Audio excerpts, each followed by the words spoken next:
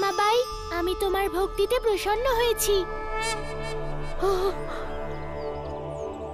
বলো যে তুমি কি বর চাও। আপনার দর্শন পেয়ে আমি ধন্য হয়ে গেছি প্রভু, আমি ধন্য হয়ে গেছি। আমি সব সময় আপনাকে বাল্যরূপে কল্পনা করেছি, সেই জন্য আমি আপনার বাল্যলীলা দেখতে চাই। আমি আপনার সঙ্গে বৃন্দাবনে থাকতে চাই। তথাস্তু, তাই হবে। কর্মাবাই, চলো বৃন্দাবনে। এখন থেকে তুমি বৃন্দাবনেই থাকবে। চলো।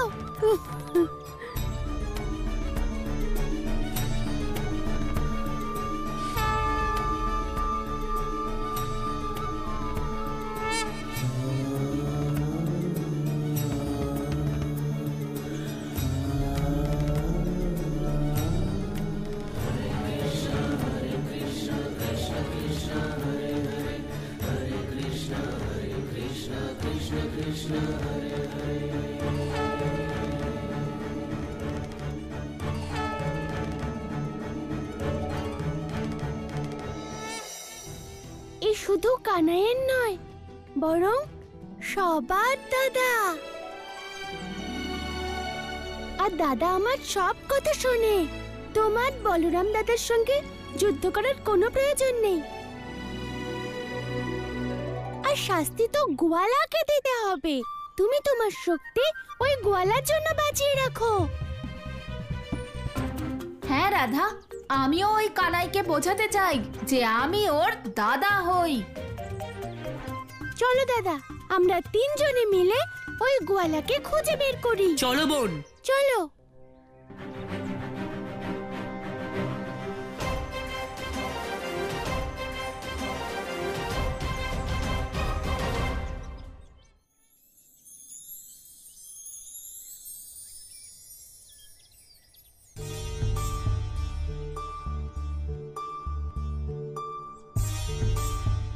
এত বড় বড় মালা, এতগুলো ফুল, এত চন্দন, মনে হচ্ছে যেন বৃন্দাবনবাসীরা কোনো বড় মন্দির, গাছ বা পর্বতের পুজো করতে যাচ্ছে। কানাই, কোথায় ছিলি তুই? আমি কখন থেকে খুঁজছি তোকে। মা, আমি তো এখানেই ছিলাম। এখানেই ছিলি? মিথ্যে বলবি না কানাই, গ্রামে কোথাও তুই ছিলি না। না না মা, আমি এখানেই ছিলাম। পরে জানতে পারলাম যে কিছু বিষ্ণু ভক্তরা পথভ্রষ্ট হয়েছিল, তাই আমি ওদের পথ দেখাতে গিয়েছিলাম। বিষ্ণু ভক্তরা পথভ্রষ্ট হয়েছিল? এ তুই কি বলছিস কানাই? কারা, কোন পথ? মা, গুরুদেব বলেন মানুষ মাত্রই তো ভুল করবে, তাই না? এদিকে তুমি পুজো পাঠের আয়োজন করছো, জানি না তা সত্যি কি না। কানাই, তোর কথা আমি কিচ্ছু বুঝতে পারছি না। মা, আমি এটা বলছি না যে তুমি কিছু ভুল করেছো।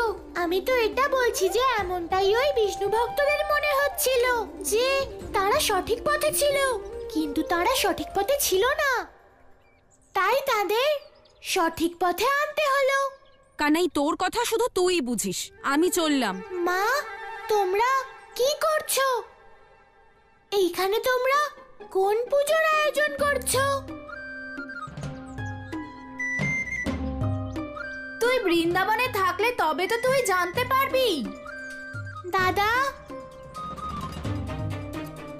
রাধার আমি কখন থেকে তোকে খুঁজছি।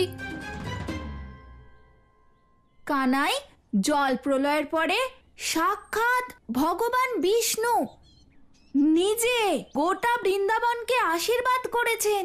ভগবান বিষ্ণু আমাদের আশীর্বাদ করেছেন? অর্থাৎ অর্থাৎ সাক্ষাৎ ভগবান বিষ্ণু পর্বত রূপে অবতরণ করেছেন। ভগবান বিষ্ণু পর্বত রূপে অবতরণ করেছেন আর আমি জানি না। কানাই, সবকিছু তুই আগে জানতে পারবি এরকম তো কোনো কথা নেই।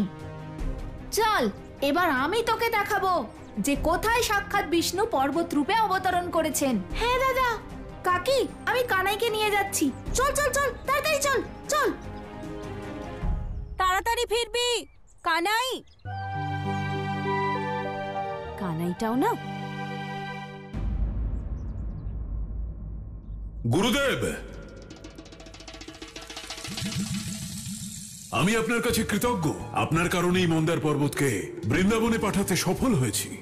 আর এই সোজা সরল বৃন্দাবনবাসীরা মন্দার পর্বতকে ভুল বুঝে তাকে পূজা করার জন্য প্রস্তুতি নিচ্ছে। তবে একটা সংশয় আছে গুরুদেব। সংশয় কি কারণে কংস? যদি ওই ময়ূর পালকধারী মন্দার পর্বতকে চিনে ফেলে? এটাই তো আমি চাই কংস, যে বিষ্ণু অবতার ওই মন্দার পর্বতকে চিনে ফেলুক। কারণ যে মুহূর্তে কানাই মন্দার পর্বতকে চিনতে পারবে, সেই মুহূর্তে ওর সমুদ্র মন্থনের সময় করা ভুলের কথা মনে পড়বে। আর তারপর মন্দার পর্বতের ওই প্রতিশোধকে আটকাবার জন্য ওকে কুর্মাবতার রূপ ধারণ করতে হবে। ঠিক সেই সময় আমরা কুর্মাবতারকে বিনাশ করে দেব।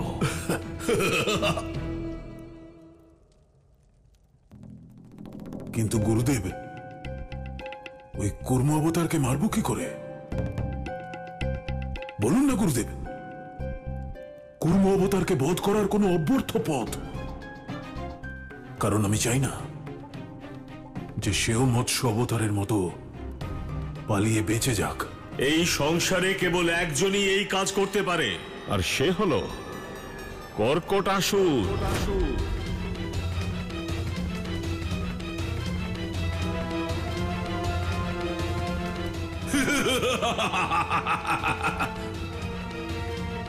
কর্কটাসুর!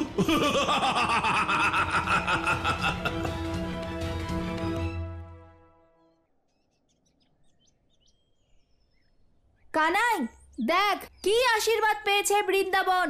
একটা পর্বত দেখ, ভালো করে দেখেছিস তো কি সুন্দর এই পর্বত। দাদা, আমার এই পর্বতের উপর সন্দেহ হচ্ছে। কানাই, সন্দেহ কিসের? ওই দেখ ওপরে পর্বতের চূড়ার কাছে ভগবান বিষ্ণুর চক্র আর তিলক। কোথায় দাদা? ওই যে দেখ ওখানে।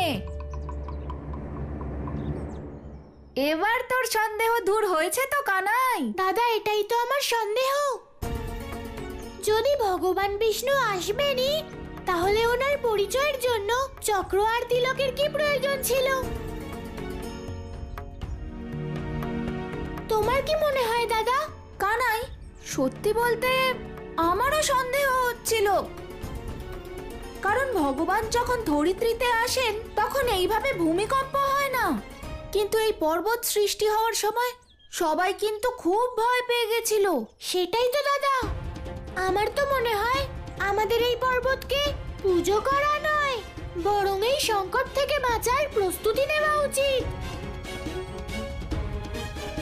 চলো দাদা, আমাদের গ্রামে ফিরে সবাইকে এই সংকটের বিষয়ে জানাতে হবে। হ্যাঁ চল কানাই। চলো দাদা।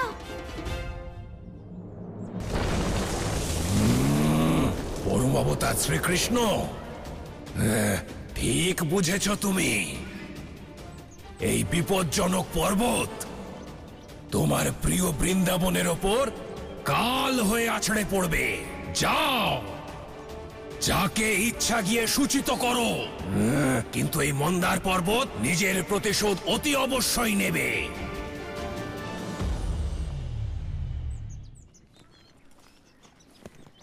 কানাই, আমরা গ্রামবাসীদের বোঝাতে যাচ্ছি ঠিকই, কিন্তু কি করে বোঝাবো ওদের যে এই পর্বত ওদের জন্য সংকট? দাদা, আমাদের সবার আগে এই পর্বতের বিষয় জানতে হবে, তবে আমরা সবাইকে বোঝাতে পারবো যে ওই পর্বত আমাদের জন্য সংকট।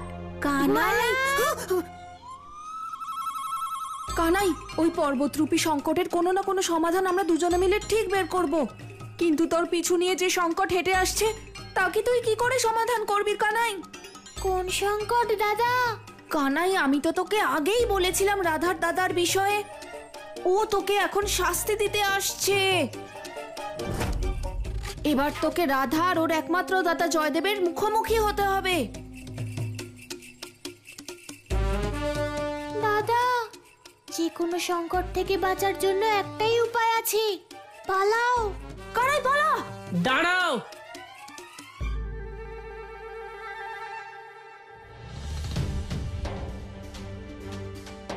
কানাই, সাবধানে কানাই।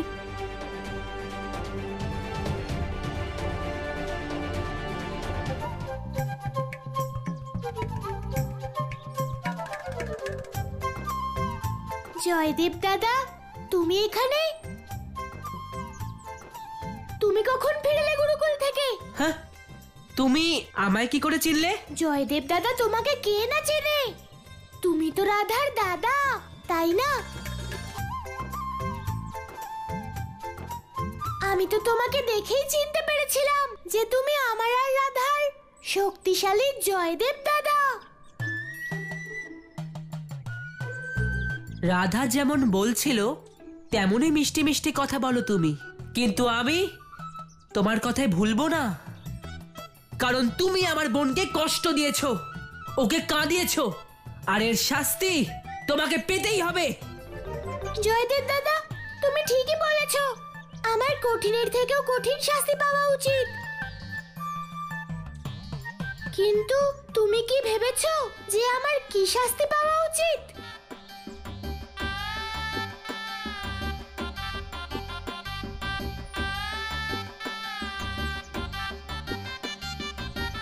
কানাই, আমি তোকে বলছি যে তোর কি শাস্তি পাওয়া উচিত।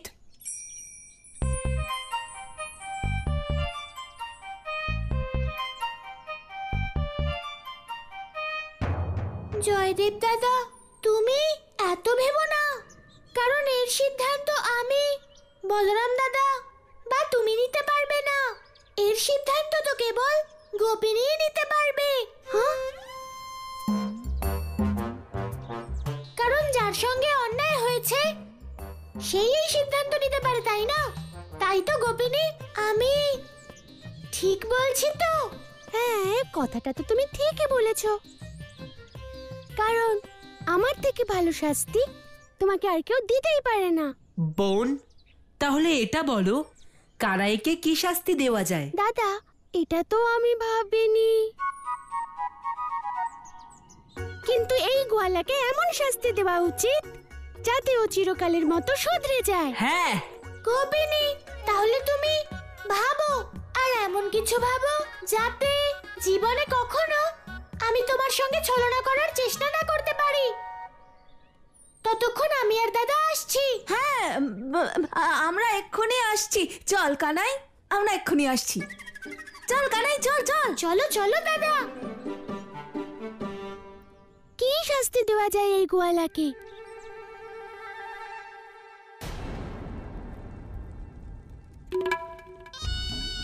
গুরুদেব, এই কর্কটাসুরকে?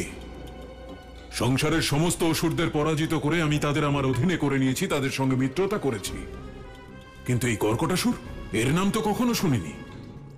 এ কোত্থেকে এলো? সেটা এই কারণে যে সংসারে কর্কটাসুরের অস্তিত্বই নেই। নেই? কিন্তু এক্ষুনি তো আপনি বললেন যে কর্কটাসুর বিষ্ণুর ওই কুর্ম অবতারকে বিনাশ করবে। যদি কর্কটাসুর নাই থাকে তাহলে ও বিনাশ কিভাবে? সেটা এই জন্যে কংস, এই সংসারে যত কর্কট আছে তা ওই কর্কটাসুরেরই অংশ। আপনার বলার অর্থ হলো এটা যে কর্কট বা কাঁকড়ারা জলে ঘুরে বেড়ায়, যাদের যে কোনো বালক মেরে ফেলতে পারে, সেই কর্কট ওই বিষ্ণুকে বিনাশ করবে কি করে? হ্যাঁ কংস, সেই কর্কটই বিষ্ণুকে বিনাশ করবে।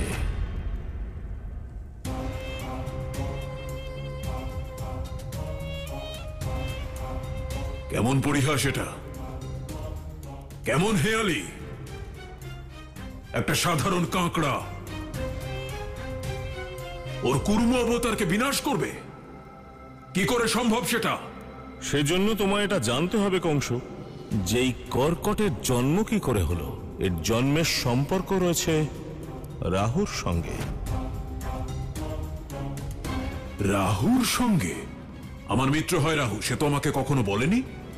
তার সঙ্গে কি সম্পর্ক থাকতে পারে কোনো কর্কটের? এটা তখনকার ঘটনা কংস, যখন সমুদ্র মন্থন থেকে উঠে আসা অমৃত বিষ্ণু মোহিনী রূপে দেবতাদের ভাগ করে দিচ্ছিল।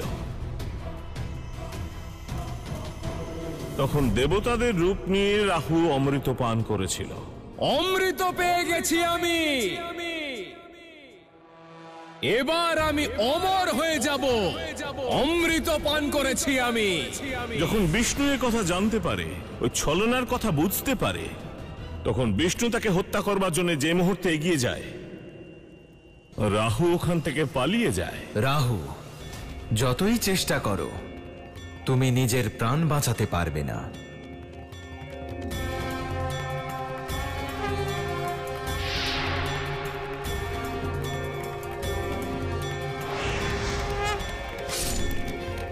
রাহুর মাথা কাটার পর যে রক্ত পড়েছিল তাতে অমৃতও ছিল, বিষও ছিল, তাতে অসুরত্বও ছিল আর দেবত্বও ছিল, তার দৈবিক ছিল এবং তামসিকও ছিল।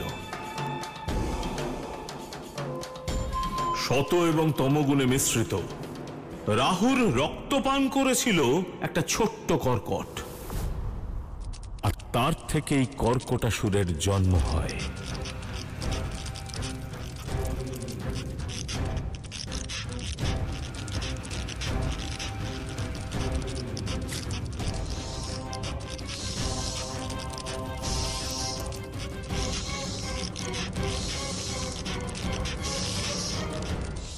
কর্কটাসুর প্রথম এমন এক জীব ছিল যার ছিল শুভ শক্তি এবং অশুভ শক্তিও। এই সংসারের এত বড় সংকট, যাকে না ধ্বংস করা যাবে না রক্ষা করা যাবে।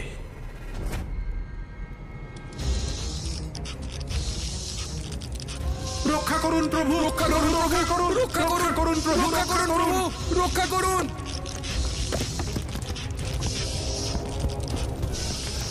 যখন কর্কটাসুরের সংকট দেবলোকে গিয়ে পৌঁছল, তখন বিষ্ণু নিজের মায়া রচনা করল। দাঁড়াও কর্কটাসুর,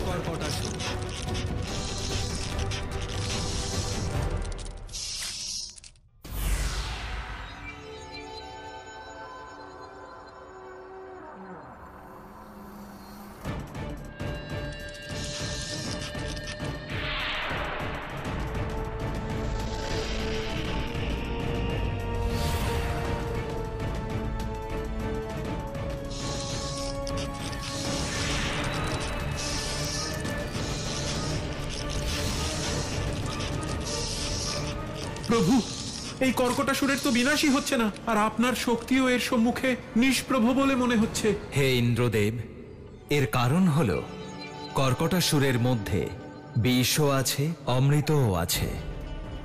তাই ওকে বিনাশ করা সম্ভব নয়, কেবল ওর শক্তিকে বিভাজিত করা যেতে পারে। সেটা কি করে সম্ভব হবে প্রভু? ইন্দ্রদেব, এখন কেবল একটাই পথ আছে। কর্কটাসুরের এমন পরিণতি করতে হবে যাতে ওর শক্তি বিভাজিত হয়ে যায়।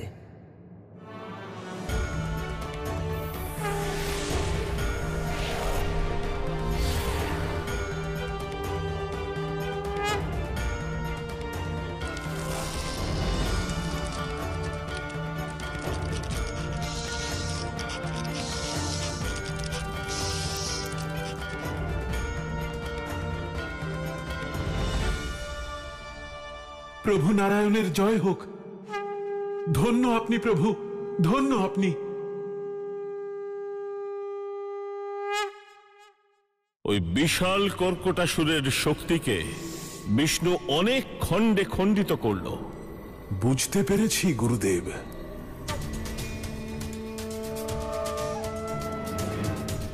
আমাদের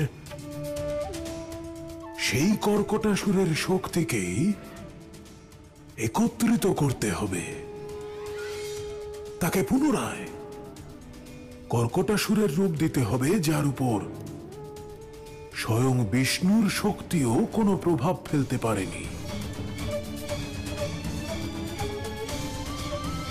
আর তখনই কর্কটাসুরের দ্বারা হবে বিষ্ণু তোমার ওই কুর্ম অবতারের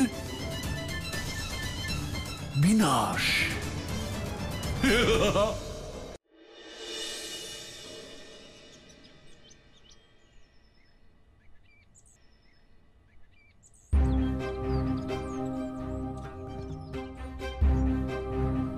নন্দরাজ, আমার গণনা অনুসারে কালকের দিন ভগবান বিষ্ণুরূপী পর্বতে স্থাপনার জন্য খুবই শুভ দিন। এ তো খুবই ভালো কথা পুরোহিত মশাই, কারণ শুভ কাজ যত তাড়াতাড়ি সম্পন্ন করা যায় ততই মঙ্গল। ব্রাহ্মণদেব আগে এটা তো জেনে নিন যে ওই পর্বত শুভ না অশুভ।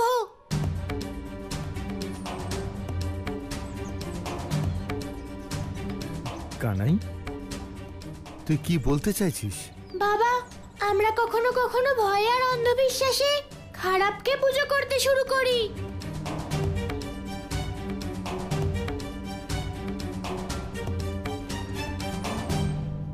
কানাই, তুই আমাদের বিশ্বাসকে কি করে অন্ধবিশ্বাস বলতে পারিস?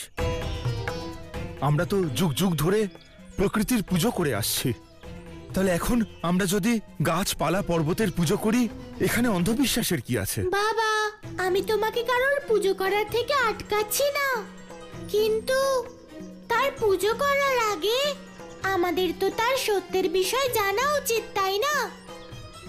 সে কোথা থেকে এলো, কেন এলো, আর কে পাঠিয়েছে? এর পিছনে আবার কংসের কোনো পরিকল্পনা নেই তো?